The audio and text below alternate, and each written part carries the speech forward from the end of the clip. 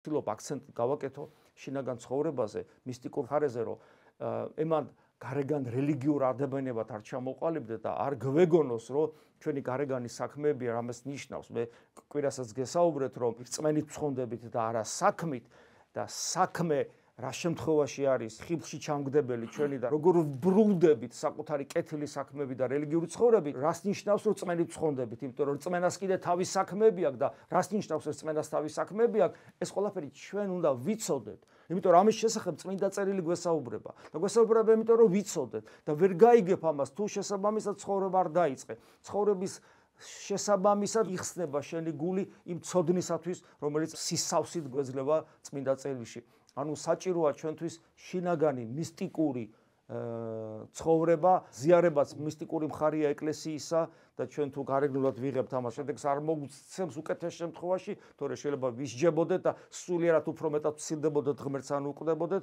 ლოცვა ასევე არ არის ტექსტის კითხვა და რაღაც სიტყვების წარმოთქმა, არამედ ეს არის ჩვენი გულის ამოძახილი, თუ ლოცვა არ არის გულის ამოძახილი, თუ გინდა მთელი დღე ტექსტები იკითხე, არანაირი მნიშვნელობა არ აქვს. ასევე გონებისმიერი ლოცვაც ეს არის შინაგანი ცხოვრების წესი, რომელიც კავშირშია მთლიანად ჩვენ ცხოვრებასთან, ზიარებასთან, მოყვასთან, ურთიერთობასთან, ჩვენს ცოდნასთან და ასე შემდეგ ყველაფერს დაზინებასთან, გაღვიძებასთან, დასვენებასთან და არა უბრალოდ სკვნილის დაჭერა და იესოს სახელის თქმა და თუ ეს მოწყვეტილია ყველაფერ დანარჩენს, არაფერს არ ნიშნავს ეს. ამიტომ მთელი სისავსე უნდა ავიღოთ ჩვენს შეიარაღებაში, როგორც პავლე მოციქული ამბობს, შევიმოსოთ სრული საჭირო, ანუ სრული იარაღი, რაღაცა იარაღი კი არა, ყველაფერი, ყველა ის შეიარაღება, რაც ღმერთმა ჩვენი გადარჩენისათვის მოგცა, ეს ყველაფერი უნდა ჩვენს ცხოვრების წესში შემოვიტანოთ და დამერწმუნოთ, როგორც კი ადამიანი ამას გააკეთებს, მისი ცხოვრება ისე ივსება ბედნიერებით, ისე ივსება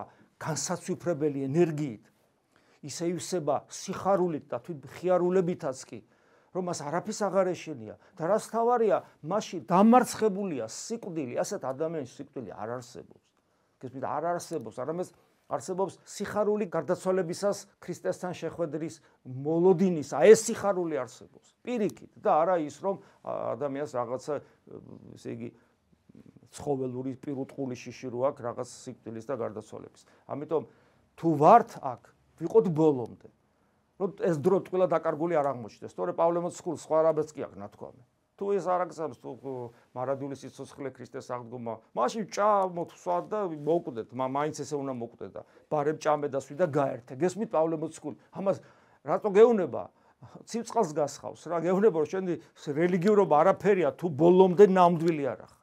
და ვიყოთ ნამდვილები. დამერწმუნეთ რომ ეს ძალიან დიდი ბედნიერების მომტანია.